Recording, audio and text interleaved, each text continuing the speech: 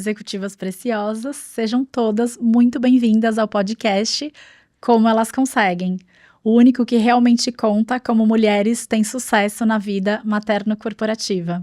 E hoje, aqui comigo, eu tenho uma executiva preciosa chamada Karina Tardivo.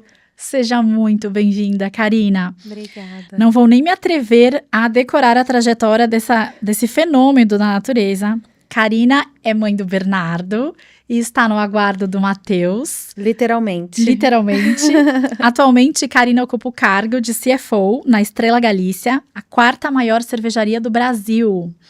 Com mais de 15 anos de experiência no setor de bebidas, Karina tem uma trajetória marcada pela liderança de projetos focados em eficiência financeira, excelência em resultados e automação de processos. Antes de assumir seu papel na Estrela Galícia, atuou por 13 anos na Ambev, onde consolidou sua expertise na indústria e foi responsável por diversas iniciativas estratégicas de grande impacto. Seja muito bem-vinda, Karina. Te agradeço em nome de todas elas, a quais com certeza você inspirará muito com a sua trajetória. E quero iniciar contando que a Karina está, assim, no dia do parto, praticamente, dela, estreando a nossa primeira gravação da nossa primeira temporada. Uma honra ter você aqui comigo. Muito obrigada. É uma honra estar aqui com você. Então, me conta um pouquinho, já que estamos no início dessa temporada, né? Como é que foi, Karina, no início da sua jornada? Como você começou a sua carreira? Quais foram os primeiros passos e desafios que você teve ali naquele momento? Bom, eu costumo dizer que a minha carreira, ela é feita de uma única empresa, que começou na Ambev e agora está dentro da Estrela Galícia, mas são duas empresas do mesmo setor, mas ao mesmo tempo uma escola, sim, para mim. Então, eu entrei uma menina e saí da Ambev uma mulher e estou na Estrela, continuando a minha carreira, uma pessoa totalmente diferente. É impressionante como a gente vai se desenvolvendo e aprendendo no dia a dia, não só no que a gente aprende na faculdade e torna isso na prática, mas também como você influencia o seu meio e vai galgando a sua trajetória, aprendendo coisas com pessoas maravilhosas que você vai encontrando, na sua vida. Então, foram duas empresas, mas mais de 12, 13 cargos em posições totalmente diferentes que me trouxeram uma visão estratégica, uma visão do todo muito grande e sempre com pessoas, sim, que sempre me apoiaram, que sempre me ajudaram dentro da minha trajetória, não só na minha vida pessoal, como na minha vida profissional. Então, isso fez muita diferença para mim. E carreira, para mim, sempre foi um pilar muito importante. As pessoas falavam, pô, mas você gosta mesmo de trabalhar? Eu falo, cara, eu gosto mesmo de trabalhar. Faz parte, sabe, da gente, do meu core e tal. Então, isso também foi um ponto bem positivo para mim, assim. Que incrível, Ká. E me conta, você é formada em quê? Qual foi o primeiro, qual foi a sua primeira formação? Qual que foi a sua trajetória? O que solidificou, o que deu base, técnica para toda essa história? Eu sou formada em administração de empresas. Aí as pessoas me perguntam, você é formada em administração de empresas porque você queria, de fato, seguir uma carreira dentro de uma empresa ou porque você não sabia o que fazer? E aí, as pessoas falam, então faz administração porque pelo menos é uma base para muita coisa. E eu queria, eu sempre vislumbrei muito essa vida executiva e eu queria muito seguir carreira em grandes empresas, em multinacionais e tal, naquela época, E aí, eu só não sabia que eu ia para o setor financeiro. Esse daí foi uma grande descoberta ao longo da minha trajetória dentro da faculdade ainda, foi uma paixão que foi construindo, mas na verdade quem viu esse potencial da vida mais financeira dentro do meu perfil foi a Ambev. Porque até então eu pensava, então recursos humanos, que eu adoro lidar com as pessoas, ou marketing, que tem todo um glamour da posição. E aí a Ambev falou, não, deixa eu te desafiar aqui para essa posição de financeira que eu tinha passado por um cargo na empresa júnior, né, que é bem comum dentro das faculdades. E aí eu fui e me apaixonei. E tô até hoje nessa atuada sempre em posições com foco mais em finanças, mas sempre olhando o negócio como um todo, assim, eu acho que isso também foi bem importante para mim.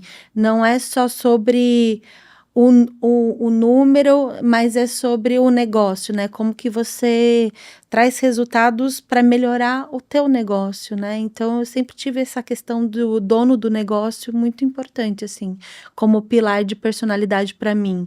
Então, não tem nada que eu faça que eu não coloque muito esforço, que eu não coloque muita dedicação, né? De fato, como se fosse meu, né? Como se fosse a minha empresa, o meu negócio, né? Então, eu acho que por isso que a minha carreira foi sempre de muita troca, muita mudança, muita aprendizado, porque eu sempre queria mais, assim, sempre buscava mais aprendizados.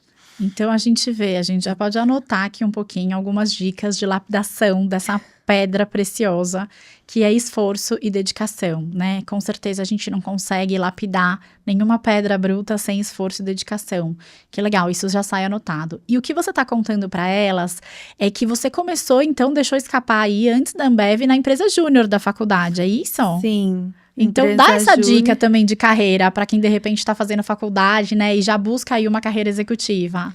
A dica que eu dou é assim, ó, não existe o que é o bom, o que é o ruim. Existe a experiência que você vai ir atrás.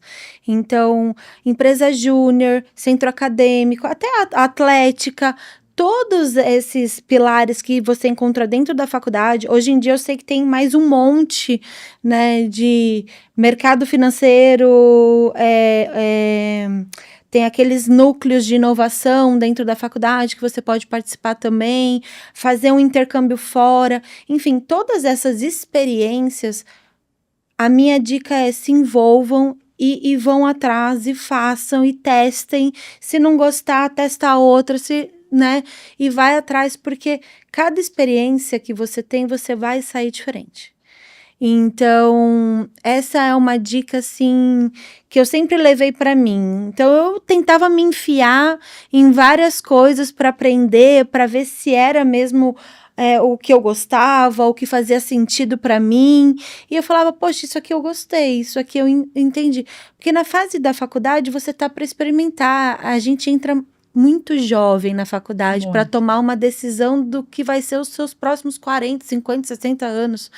Então, assim, experimentem, né? Testem, façam cursos, aprendam e vão entendendo. Isso aqui eu gostei, isso aqui eu não gostei. Para você, né, para vocês saberem o que move vocês. Porque a gente só coloca esforço, dedicação, energia naquilo que a gente gosta. O que você está contando, ver se eu consegui também absorver tudo, é que você faz relacionamento desde a faculdade. Quando você menciona grupos, né, no seu entorno, como centro acadêmicos, empresas, né, jovens, empresas júniores, é também a sua busca e a sua sapiência ali, a sua inteligência estratégica de estar rodeada de pessoas no seu entorno que vão te trazer insumo para você trabalhar. Com certeza. E eu te vejo muito ativa até hoje nesses grupos de relacionamento, né? O quanto o networking é uma palavra forte e que eu traduzo até, né, dentro dos meus grupos, né, de executivas preciosas que a gente tem, como um net living. É mais do que um networking, é mais do que uma rede working de trabalho, mais do que uma rede de trabalho. É um net living, porque é uma rede de viver. Nós já, né, devido à proximidade e tantos grupos que a gente patrocina, já dividimos até quarto de hotel e a gente se divertiu muito e foi uma experiência super luxuosa e gostosa. E um dia a gente conta. Mas eu acredito muito também, e eu vejo que isso deu muito certo para você na sua trajetória. Muito, muito, porque a gente também não cresce sozinha, né? E nesse momento que a gente tá, né, de nos unir, né, como mulheres e tal, tem uma frase que eu aprendi em um dos cursos que eu fiz ao longo da minha trajetória, que é uma sobe e puxa a outra. E isso é muito bonito, porque se a gente leva isso para frente, a gente cria essa rede. E não é só de mulheres com mulheres, mas é o nosso entorno, né? O ambiente que a gente tá, a gente tem que favorecer isso. E lógico que eu acho que com mulheres existe uma dedicação e um esforço muito maior, porque a gente está numa jornada, né? E é uma jornada que a gente precisa acelerar, porque se não depender da gente, vai depender de quem, né? É igual eu falei, dedicação, esforço, a gente só faz para aquilo que a gente vê motivos, propósito para a gente fazer, senão a gente não faz. Então, eu sigo nessa toada, assim, e quero levar adiante, ajudando muitas mulheres a entenderem seu papel, seu propósito, seu caminho, né? E como que a gente galga juntos, porque eu também tô aprendendo, né? Eu também, cada dia eu aprendo mais. Que lindo isso. Ela disse que ela, essa executiva poderosa, também ainda está aprendendo. Isso é Com muito legal de certeza. dividir com elas, Ká. E Karina, me fala agora em que momento dessa trajetória toda, fantástica, em 2 empresas de um mercado super masculino, inclusive, que é o mercado de bebidas, né? E que você se destaca como vice-presidente de finanças nesses grupos e sempre numa área financeira que é mais masculina ainda. Em que momento você decidiu, dessa trajetória, abraçar a maternidade do Bernardo? Conta isso. Nossa, para mim foi uma decisão. Eu sempre quis ser mãe, né? Eu sempre quis ser mãe, mas eu não via muita abertura para ser mãe dentro dos meus pilares prioritários, né? Então, carreira, como eu falei, sempre foi muito importante para mim. E eu tinha essa dificuldade de, tá, mas existe um momento ideal? E na verdade não existe. Então, eu falei, poxa, eu sempre quis ser mãe, eu vou arriscar no momento que eu entender que eu nunca vou estar preparada. Então, eu tinha vários amigos que falavam assim, você nunca vai estar preparada, se for fazer conta não vai dar certo, se for fazer planejamento não vai dar certo. E eu falei, bom, então eu vou me abrir a essa possibilidade, né, de ser mãe. E, enfim, depois eu demorei bastante para engravidar do B, né? Foram quase 12 meses. Eu lembro que eu tava com um monte de papel para fazer vários exames, né? Porque até 12 meses a minha obstetra falou: ó, até 12 meses, normal e tal, vamos levando e tal. Depois de 12 meses a gente começa a investigar. E aí eu comecei. Peguei todos os papéis para investigar, porque eu tinha literalmente já feito 12 meses que eu e meu marido a gente estava tentando engravidar. E ela falou, ó, espera essa menstruação, depois que vier a menstruação, você começa a fazer os testes. E aí eu estava grávida do Bernardo. E a menstruação não veio. E a menstruação não veio, eu estava grávida nesse momento do Bernardo, só não tinha descoberto ainda. E aí foi um momento assim que a minha vida mudou. Com quantos anos você estava quando você engravidou do Bernardo? 35. Que aqui é onde a gente vai contar tudo. 35 anos. E em que cargo você estava? Você já estava na Estrela Galícia ou você ainda estava na Ambev? Não, estava na Ambev, numa posição de diretora de HR, que é Accounting to Report, que fica no Centro de Serviços Compartilhados da Ambev. Então, eu era responsável pelo back-office, né, desde a entrada da contabilidade até a saída dos reportes gerenciais e até os externos, né, para relações institucionais, relações com investidores. Então, era uma posição bem agressiva, e né? Bem estratégica, porque você era responsável por reportar todos os números que passavam nas áreas financeiras da companhia nessa posição, certo? Sim, do lado do back-office, né, do reporte das informações, mas meus clientes eram 100% da diretoria financeira, né, estratégica ali dentro do headquarter da Ambev. E aí, cara, é intenso. Ou seja, os números que eles usariam para tomar decisões vinham desses relatórios que você entregava. Exato, com mais de 200 sistemas legados, né? Uma complexidade que vocês podem imaginar.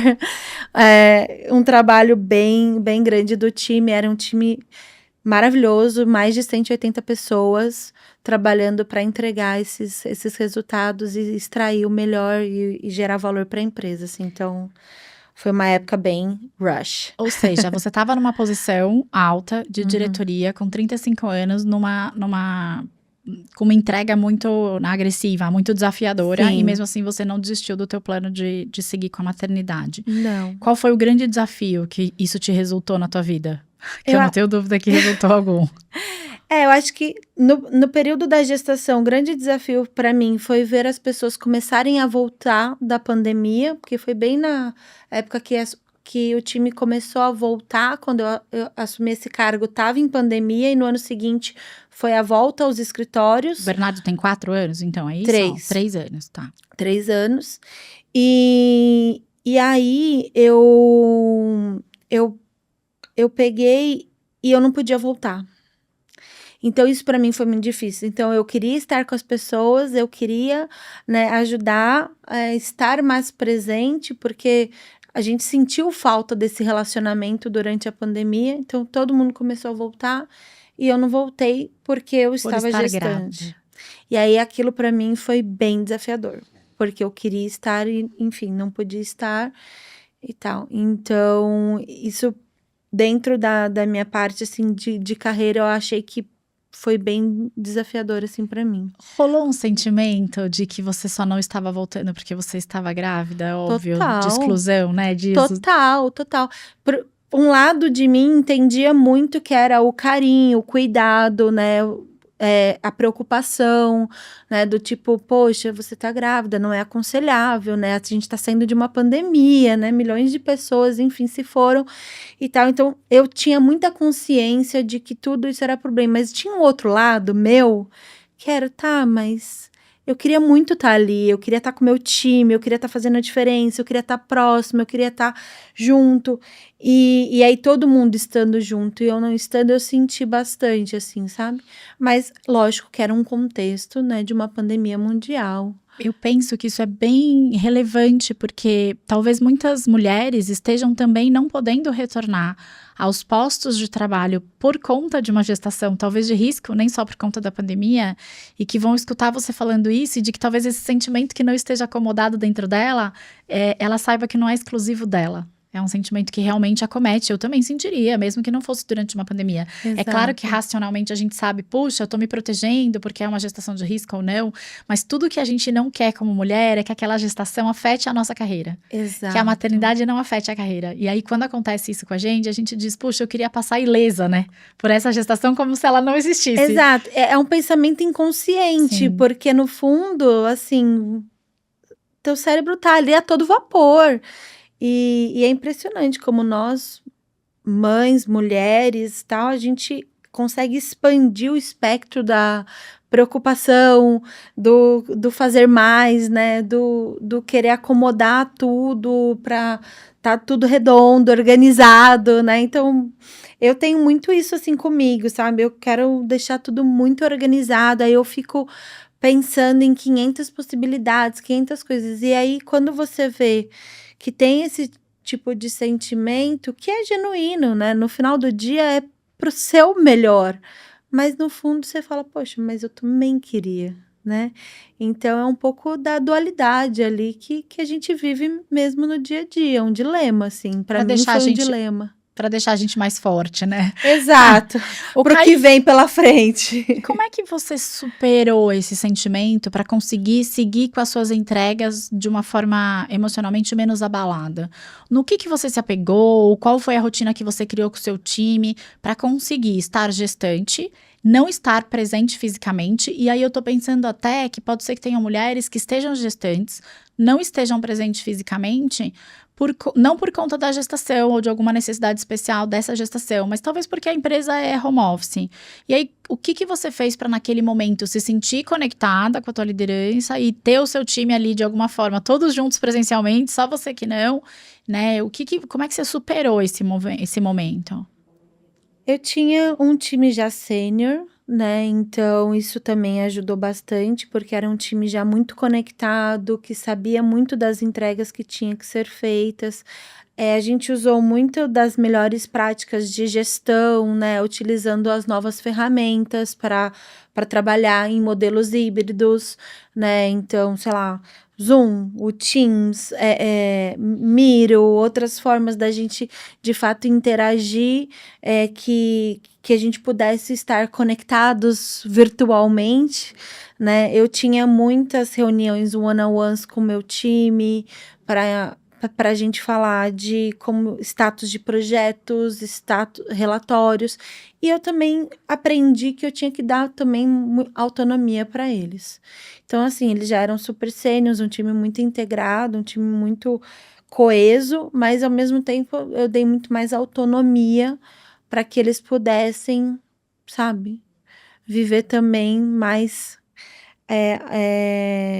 com eles mesmos. Excelente. E aí eu quero voltar nesse ponto que você disse. Eu gosto de deixar as coisas organizadas. Eu penso em 500 situações para que, se uma der errado, eu tenha suporte em relação à outra. Abre o jogo.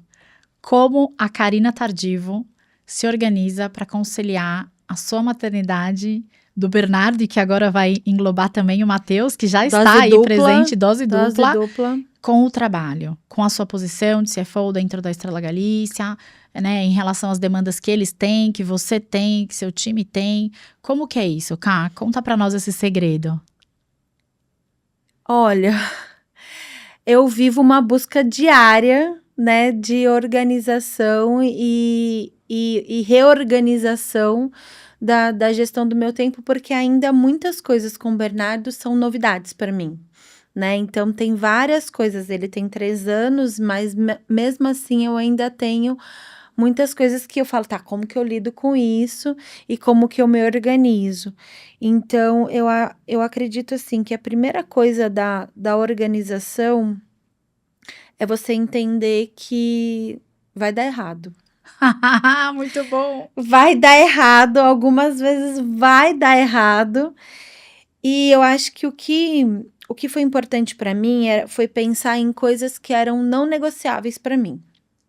Então, o que era não negociável? Então, eu queria estar na minha casa, quando eu voltei, por exemplo, da licença, eu queria estar na minha casa para poder dar o último mamar da noite, né? Que fosse no meu peito, porque durante o dia, depois que eu voltei, ele tinha a mamadeira com o meu leite materno, que eu tirava durante o dia, para ele poder ter, e à noite eu que fazia questão de estar no momento da última mamada da noite. De uma maneira prática, no caso do Bernardo, na dinâmica de vocês, esse horário era qual?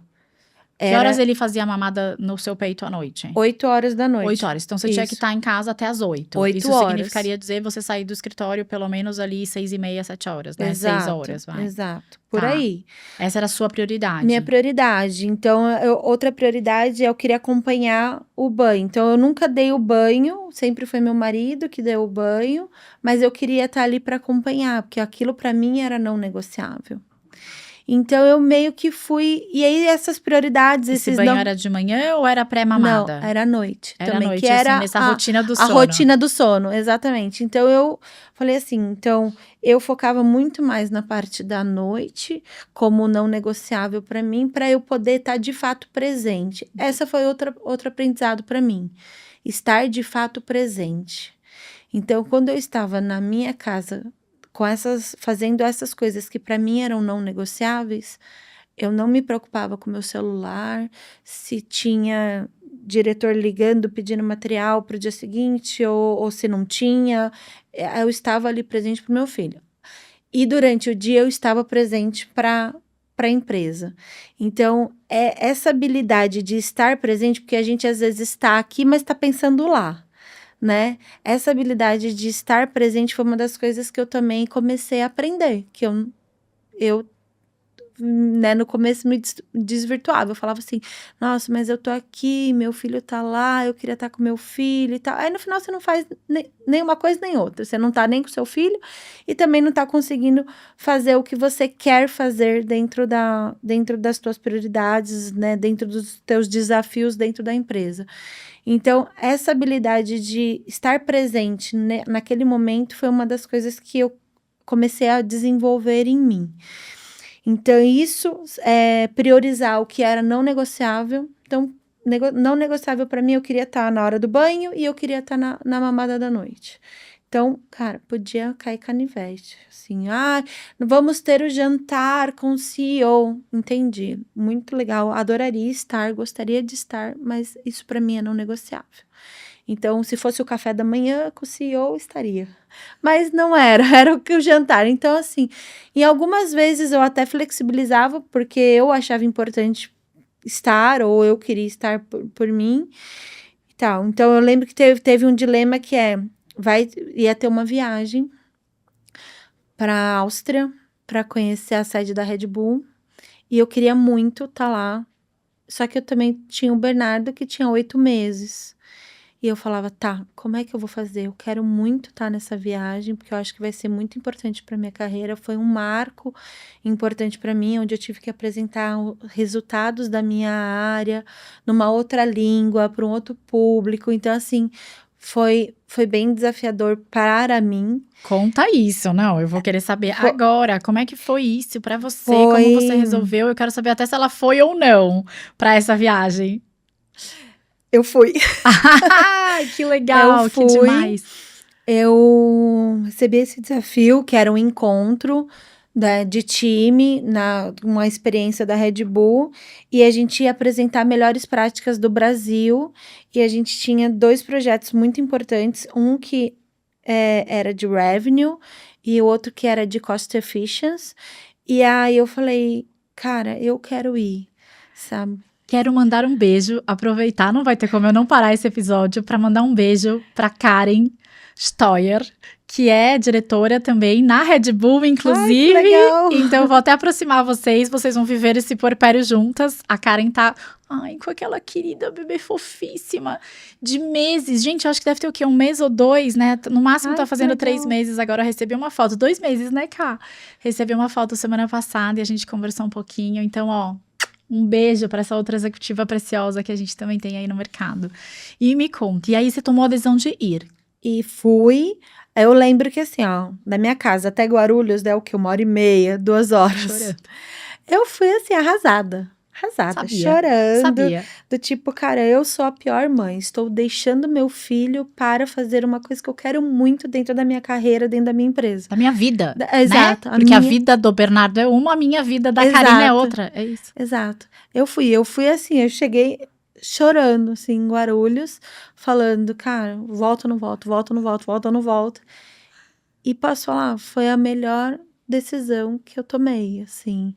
E eu, assim, não julgo nenhuma mãe que tomaria uma decisão diferente da que eu tomei, mas para mim, no meu momento de vida, no meu momento de carreira, na situação que eu tava, foi a melhor decisão que eu tomei.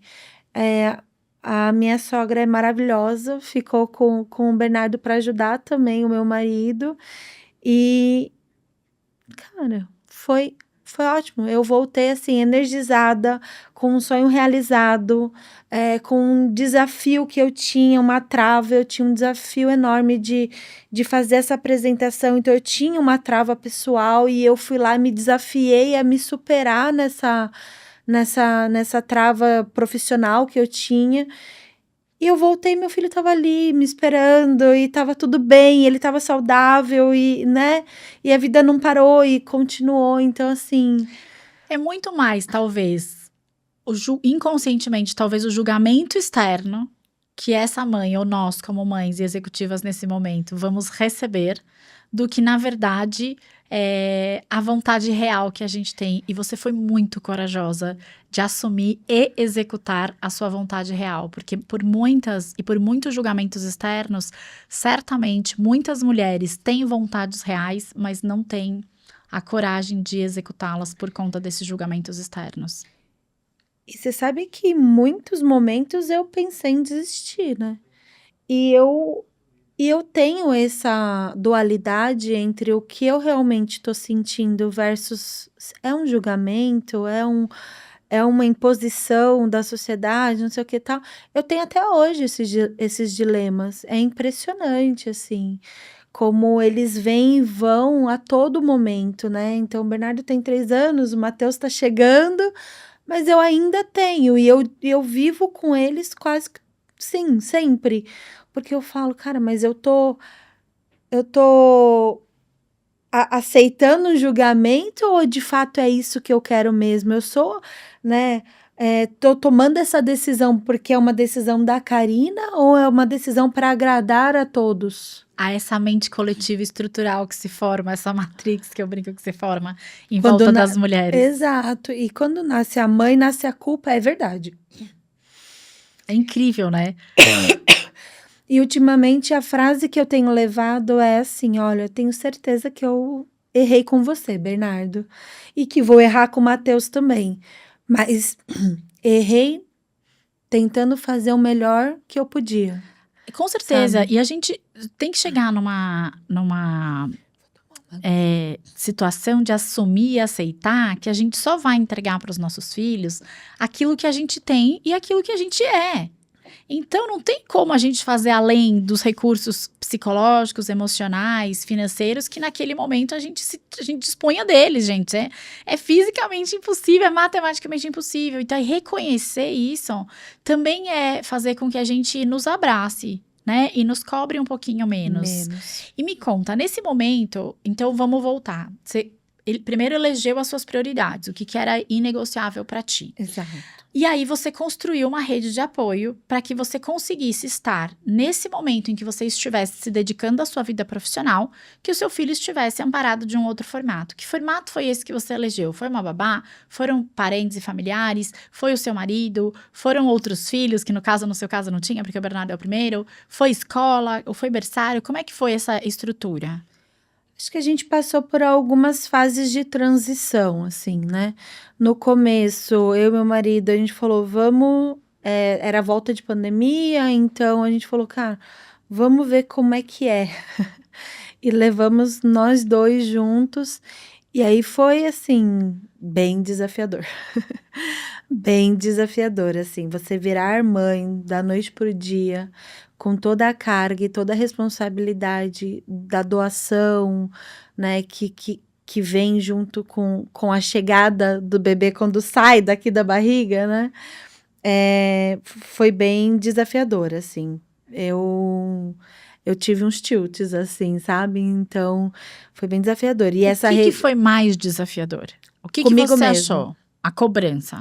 Não, eu acho que mais desafiador comigo mesmo foi essa virada de chave onde, de certa forma, você, por alguns momentos, e aconteceu comigo, tá? Então, por alguns momentos, eu não sabia mais quem era a Karina, que era a Karina ou a mãe, sabe? Eu Com a tive mãe do Bernardo, né? a mãe do Bernardo, a ama de leite do Bernardo, a que tinha que prover 100% da sobrevivência, né, de um bebezinho ali frágil naquele momento e tal. Então eu tive vários desafios, eu tive desafios de amamentação, enfim, e que assim, ó, desculpa, mas não acho nada romântico a amamentação. Para mim não foi, né? Não foi nem um pouco romântico como eu via, né? Como eu achava que deveria ser natural. Para mim não foi, né? A minha experiência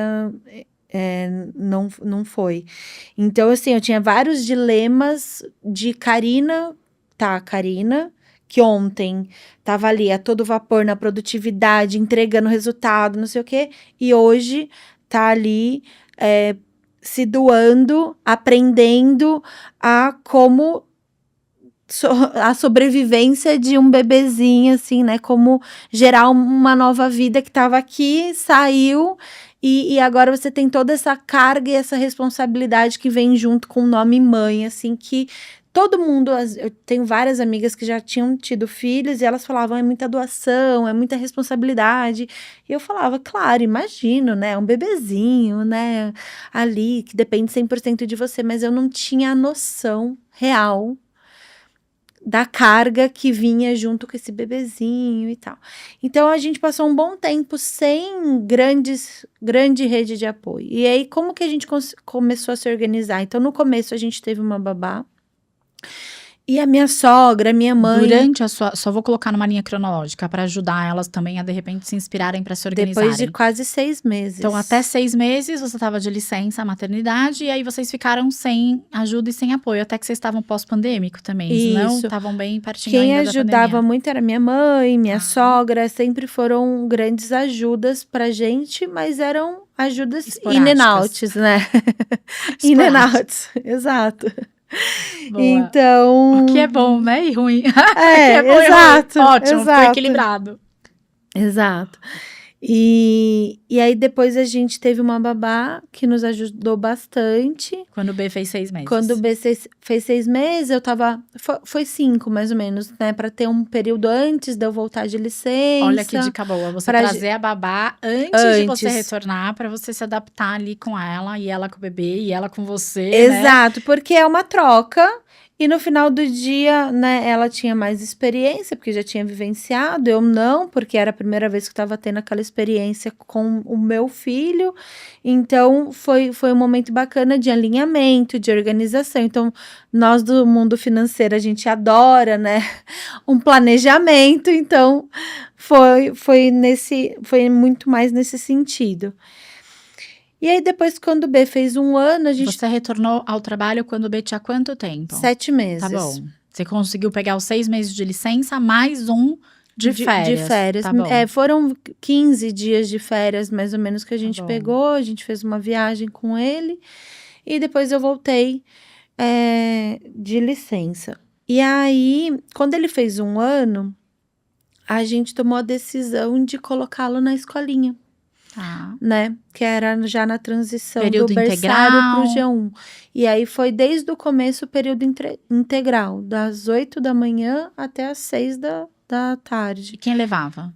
Eu e meu marido, a gente sempre se organizou e a gente sempre trocou, assim, né? Então, um dia era ele, outro dia era eu, outro dia era ele. Depende de quem tinha reunião mais cedo. Exato. Sempre na base da reunião e da agenda do dia. Então, às vezes, cara, olha, hoje eu não consigo, você consegue e tal. Então, a gente sempre se organizando para isso. Então... E quando o B ficava doente, não podia ir para a escola nesse período, como é que era fazer? Vocês mantiveram essa babá como folguista? Ou ficava algum dos dois em casa? Ou também tinha esse recurso materno, né? Avó paterna, avó materna? Sim. No primeiro ano, todo mundo falava assim, olha, se prepara, porque 1 ano de escola é mais em casa do que na escola. Então, a gente tinha... a nossa ajudante em casa quase todos os dias, e a gente falava, tá, então vamos manter, porque se for assim mesmo, a gente tem alguém para ajudar na casa, mas ajuda com o bebê também, enquanto a gente tá entre reuniões, né, e tenta se organizar como casal, eu e meu marido, tentar se organizar ali.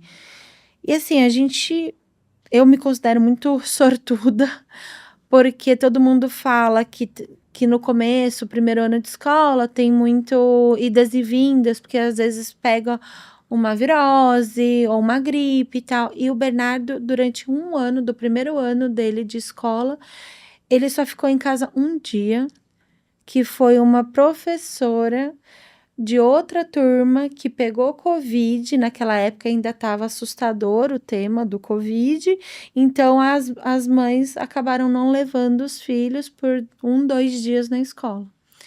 Então, assim, ele não ficou doente de não ir para a escola. Assim, ao que você atribui essa imunidade que quando essa criança e esse bebê tem, muito beneficia a vida e a carreira de uma mulher que quer chegar à posição executiva. Porque, gente, tem muito isso.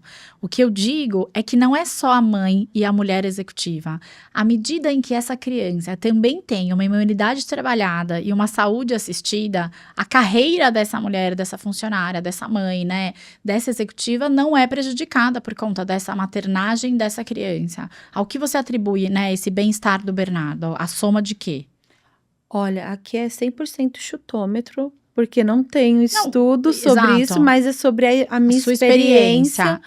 Eu acredito que foi, primeiro, a minha gestação com o Bernardo, ela foi muito tranquila.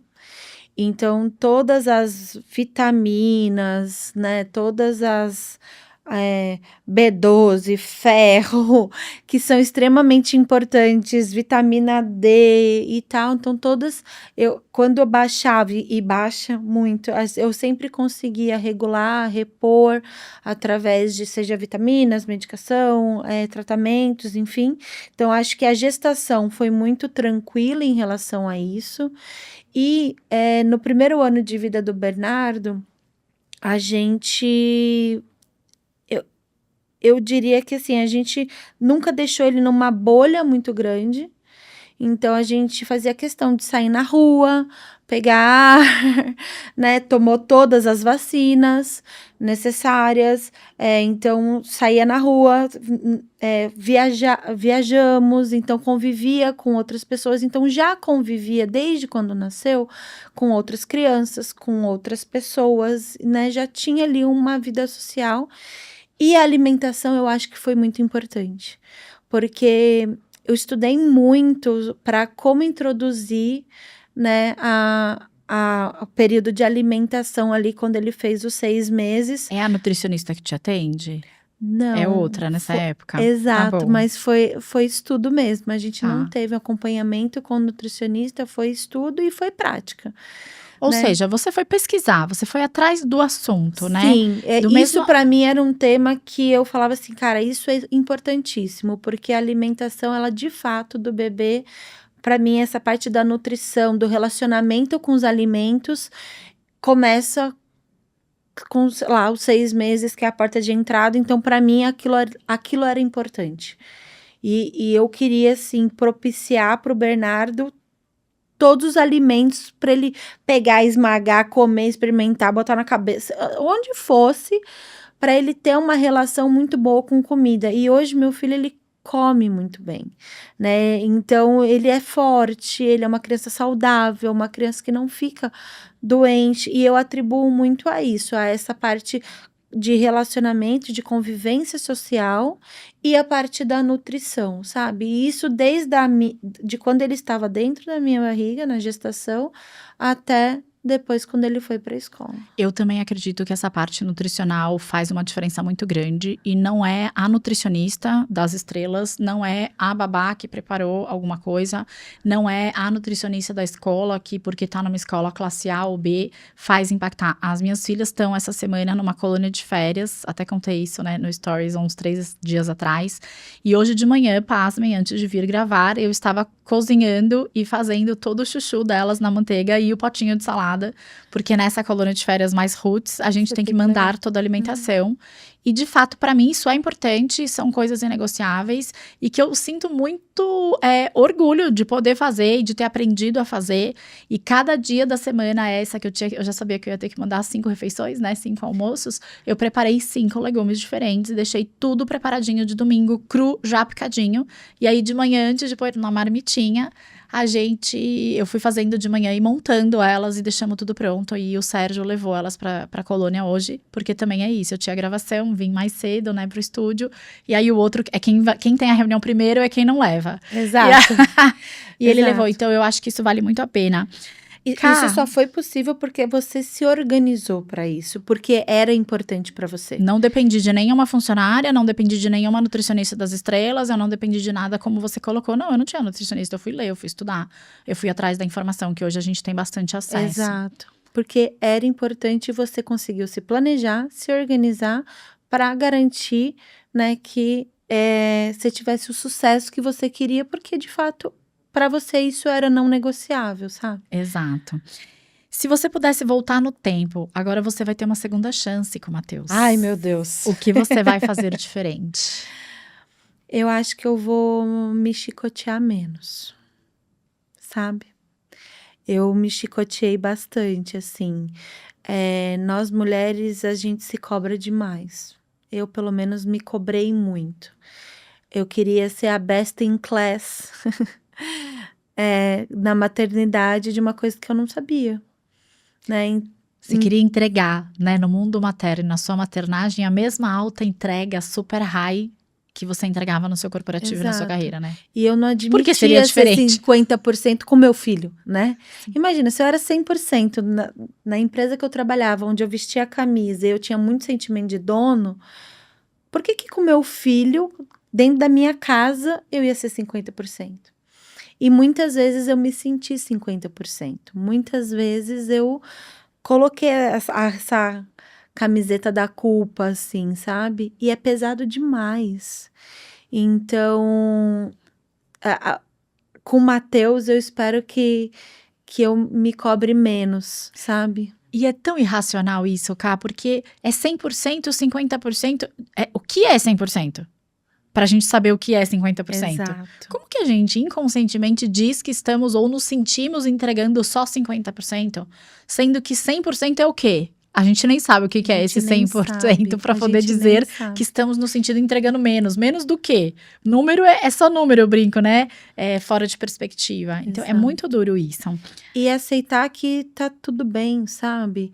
E aceitar que cada um escolhe aquilo que acredita que é melhor para você naquele momento, com base nas decisões que você tem para tomar, com base no teu espectro de limite, né, gente? Exato, porque senão a gente viaja no mundo do Instagram e a gente quer fazer tudo que todo mundo faz e não dá. O chuchu que a Karen faz de manhã, a amamentação que ela faz às 8 da noite. Aí ela quer somar, só que ela esqueceu que a Karen priorizou o chuchu da manhã e ela priorizou a maternidade da noite. Exato. Então, assim, não tem não aqui, Buca, o checklist da maternidade, né? Eu falo que é o checklist ali da maternidade. Qual foi o maior aprendizado entre todos esses que você já contou aqui, que você levou para sua carreira? Praticidade. Praticidade. Eu acho que, assim, você não tem mais tempo para ficar ali, então, se for isso, se for aquilo. Cara, praticidade, test and learn, vamos. Sabe, com a criança, tá toda hora você tá correndo, você tá pensando, você tá fazendo. Então, acho que eu me tornei uma profissional mais prática no trabalho, sabe? Bora, vamos. Excelente. Então, você se tornou uma executiva mais prática. Exato. Que ótimo, o time vai agradecer, né, gente? Porque é muito bom ter uma pessoa dessa na equipe, super prática. Quem ou o que te inspira a continuar crescendo profissionalmente e pessoalmente? Nossa, eu acho que muitas pessoas, assim, me inspiram, sabe? Depois que eu saí da Ambev e que eu fui para a Estrela, eu tive a oportunidade não só de conhecer pessoas maravilhosas, mas de abrir o meu horizonte do networking. Porque a Ambev é uma escola tão grande e tão maravilhosa, só que ao mesmo tempo você olha muito para dentro. É eficiência, produtividade, é buscar ser o seu melhor, é se desafiar e tal, mas é muito para dentro. E aí, essa parte relacional, eu aprendi muito quando eu saí da Ambev, fui para a Estrela e eu comecei a ver que a minha rede, né, estava me trazendo muitos aprendizados das quais eu não tinha tido ainda muita experiência, muita vivência. Então, nesse momento, eu conheci pessoas maravilhosas que mostraram, assim, para mim que existia um caminho, né? Existia um espectro de oportunidades que não passava ali pela minha cabeça. E eu acho que isso me deu uma vontade de querer ainda fazer muito mais, sabe? E quando você fala muito mais, é muito mais pelo todo corporativo. Muito mais pelo todo corporativo, pro ajudar o ecossistema, de fazer mais, né, de trazer mais com as pessoas, trazer as pessoas para junto, né, com tudo que eu aprendi dentro da minha carreira, as ferramentas que eu fui aprendendo e tal, e principalmente com pessoas, né? Isso para mim ele era muito claro, mas ele não era vivenciado. Agora ele é vivenciado, sabe? Muito legal isso que você está trazendo, porque teve uma conversa que a gente teve, né, antes de entrar aqui na gravação, antes do microfone, né, ligar, em que a gente falava um pouco sobre os bastidores e as mulheres e as empresas e o quanto as mulheres olham essa empresa como uma entidade. E aí o que eu tenho de perguntar para ti é, como você vê o papel das mães no mercado de trabalho nos próximos anos? Essencial. Assim, o papel das mães no mercado. Será que elas vão se conectar em rede, conseguir se organizar para melhorar o próprio dia a dia delas? Que eu acho que é um pouco do que a gente estava falando ali, delas não colocarem, né, nessa entidade a responsabilidade dessa melhora. Assim, as mães, elas têm um papel de agente de mudanças desde o dia 1 que elas descobrem que elas estão grávidas, sabe? Ou do dia 1 que elas querem ser mães. Eu acho que vem com isso. Eu costumo brincar que quando você passa a ter consciência de alguma coisa, seja um problema, seja um desafio e tal, você passa a ter responsabilidade sobre ele. E eu vejo o caso da maternidade como essa responsabilidade, né? A partir do momento que você quer ser, você tem também a responsabilidade de mudar o seu ecossistema. E não trazendo a sua verdade do seu mundo, da sua bolha, mas trazendo a sua experiência, porque às vezes a sua experiência pode ajudar quem está passando por uma dificuldade que você nem sabe. E só de falar faz muita diferença. E eu não tinha essa visão, assim, sabe? Eu não tinha essa visão de que só de eu falar eu podia estar ajudando alguém, contando, né, que estava passando por alguma dificuldade ou que iria passar por alguma dificuldade. Então, eu comecei a perceber a importância da gente se comunicar, né? Então, eu acho que eu posso fazer muito mais.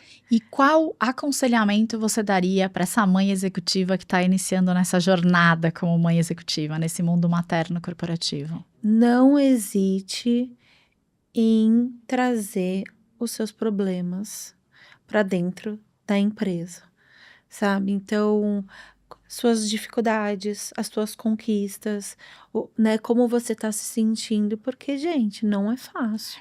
É transformar essa jornada dela de forma mais integrada. Não tentar separar tanto essas coisas. Exato, é isso, porque ela é uma só. Exato. Então, se ela tiver alguma situação fora, com certeza vai afetar dentro. E se a liderança dela tiver acesso a essa informação, pode ser que isso seja melhor acomodado, é isso. Sim, eu não acredito em dualidade. Olha, eu sou hoje aqui a Karina X, aí eu saio daqui, eu sou a Karina Y, ou a minha vida pessoal e a minha vida profissional são duas coisas totalmente distintas.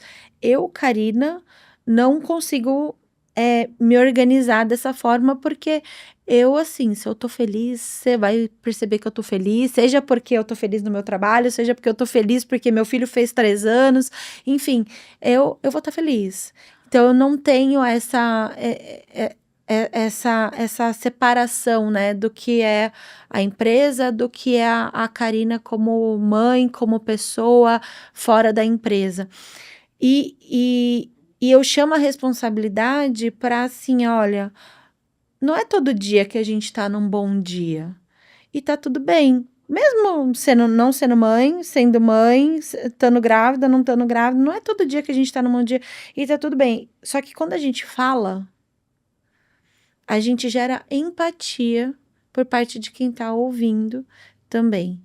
E às vezes, muitas vezes, você se traz como agente de mudança. Né? Então, muitas empresas estão vivendo dilemas de como acomodar melhor a maternidade executiva. Porque no final do dia, não tem um one size fits all. Então, é como você acomoda cada mãe dentro das suas necessidades. E por isso que é tão importante que a mãe divida os dilemas. Porque tem que ser customizado e tem que ser personalizado. A gente não fala muito isso no marketing? Os nossos consumidores hoje não estão querendo coisas mais customizadas, personalizadas, que mexam com a gente, que falem mais com quem nós somos? O RH é igual. Excelente, excelente colocação, Karina. Aqui nós estamos num safe place, né? Num lugar seguro. E indo muito nesse caminho de uma medida não vai servir para todas, né? Porque as medidas, porque todas não são diferentes, né? Você acredita que se a gente forma esse safe place, um lugar assim como esse, que a gente tem toda a liberdade de se comunicar dentro das companhias, e que isso seja viabilizado e mediado por um programa terceiro, pode acomodar de maneira mais construtiva e de maneira mais prática essas questões? Porque você é uma líder muito inspiradora, né, e muito evoluída, eu vou chamar assim. Mas a gente é obrigado a reconhecer de que nem todas vão receber essa empatia de volta, mesmo expondo os seus problemas. Talvez algumas caiam em algumas lideranças ainda não tão executivas, né, ou não tão evoluídas, e possam, inclusive, ser prejudicadas dado essa transparência. Talvez esse lugar terceiro, treinado, né, num safe place seguro, possa ser uma saída e possa ser uma solução para esse tipo de situação, para acomodar essa diferença que também existe não só nelas, mas nos líderes. Sim, e até para ter alguém abrindo os olhos de quem às vezes não consegue enxergar quando vem de dentro. Então, eu acho muito importante, uma coisa que deveria ser mais fomentado dentro das empresas, e eu acredito muito que ele tem que ter. É um programa, mas que tem que ter uma consistência. Porque também, às vezes, eu vejo muitas empresas. Metodologia, né? Exato, muitas empresas se preocupando muito em trazer uma mentoria ou trazer um treinamento. Ah, vamos dar um treinamento sobre isso, um aletramento sobre aquilo e tal. E aí tá, e acaba. Não, mas tem que ter, lembrando da organização e do planejamento, tem que Sim. ter uma consistência naquilo que é dito, porque senão você traz uma enxurrada de informação, você traz um monte de novas ferramentas e tudo mais, mas aí a pessoa, quando parece que solta a mão, e ela fala, tá, e agora? Porque até então eu tive essa rede, eu tive esse processo, eu tive esse safe place, e aí do nada, né, Ele não corta o existe. cordão umbilical, e aí do nada você fala, tá, e agora? Eu acho Né? muito bonito isso que você está falando, porque exatamente quando eu gosto de avaliar sempre método e metodologia, e eu falo que comprar conteúdo hoje está muito fácil, a gente consegue ter acesso a conteúdo, e a grande diferença entre, de repente, o treinamento e a mentoria é exatamente o acompanhamento da implementação desse conteúdo que a pessoa teve acesso, para que as coisas sejam consistentes. E, além da consistência, eu também gosto da coerência. Uma empresa que já se dispõe a proporcionar um programa desse de mentoria interno para as mães, como os que eu levo, de fato é uma empresa que é coerente entre o que ela fala e o que ela pratica. Exato. E agora estamos caminhando, né, para o finalzinho aqui da nossa sessão. Você tem alguma ferramenta, algum livro, algum hábito que fez a diferença para você e que você gostaria de compartilhar com elas? Nossa. Não tenho. Tá. Não tenho. Eu acho que a minha maior ferramenta, meu maior hábito, o que eu posso falar que fez a diferença foi eu buscar me ouvir mais e conversar mais com pessoas maravilhosas que eu fui conhecendo ao longo da minha trajetória, e que passaram por dilemas, às vezes diferentes dos meus, às vezes iguaizinhos aos meus, e eu ia entendendo que eu não precisava carregar um peso tão grande nas minhas costas, sabe? Isso já é um hábito muito bom, essa autocompaixão e essa sua recomendação por criar essa rede de apoio, né, de net living, que é até mais do que networking, é muito bom para elas. Não foi fácil para mim e exige muito de mim até hoje, porque às vezes eu falo assim, nossa, mas e isso? E aí eu falo, cara, tá tudo bem. Não é fácil para ninguém. As pessoas acham que isso é um talento ou uma coisa natural. Não é. Não é. O net living, que é para mim uma camada mais profunda do networking, inclusive, também é um desafio diário, porque lidar com outros seres humanos que têm interesses diferentes dos seus, perfis diferentes, né, dos seus, não é uma tarefa fácil, é realmente um esforço e que você precisa empilhar ali muitas dedicações. E se você pudesse descrever a sua carreira em uma palavra? Esforço. Esforço. Em uma palavra seria com certeza esforço. Eu acho que ao longo desses 15 anos de experiência dentro da indústria de bebidas, eu sempre coloquei muito meu esforço, minha dedicação, minha vontade de querer crescer junto com a empresa que eu tivesse, sabe? Então, por isso que eu tenho um carinho enorme de todos os lugares que eu passei, de todo, né, de cada posição que eu desempenhei e de todo o resultado, assim, que eu fui atingindo ao longo da minha carreira, porque eu realmente colocava dedicação e esforço. Tem um livro que eu gosto muito, que é Grit, da Angela Duckworth, e foi sensacional para mim. Então, ela fala assim, enfim, você pode ter toda a inteligência do universo, né? Então, falava sobre os alunos entrantes da Harvard ou de um centro de treinamento militar que tem nos Estados Unidos e tudo mais, que é dificílimo de entrar, só os maiores, né, QIs, as pessoas super inteligentes, mas que quem ficava mesmo era quem tinha dedicação e esforço. E isso eu coloco em tudo que eu faço, seja na compra do presentinho do amiguinho, do coleguinho do meu filho, seja no resultado da empresa, seja no aniversário do meu marido, enfim, tudo que eu faço eu me dedico muito para, de fato, estar presente e que seja, enfim, o esforço ali que seja valioso para mim e para a pessoa que está ali recebendo. E agora, para a gente terminar aqui a nossa conversa, o que a Karina de hoje diria para a Karina mais nova? Nossa. Acho que... Ou o que diria ou o que faria? Eu acho que é um pouco dos... Não se preocupe tanto, sabe? Viva. Que delícia. Vá em frente, experimente, vivencie. Não deixe se levar por julgamentos externos. Só vai, sabe? Só vai. E se der errado, gente, tá tudo bem. Recomeça, vai de novo. Ai, que Faz delícia, Ká. Tenho muito a te agradecer por você estar aqui estreando comigo. Essa primeira temporada, primeiro episódio. Jura? Então, assim, é uma estreia tripla. Primeira vez da Karina Tardivo no podcast. Primeira gravação da primeira temporada. E eu quero entregar pela primeira vez esse presente também.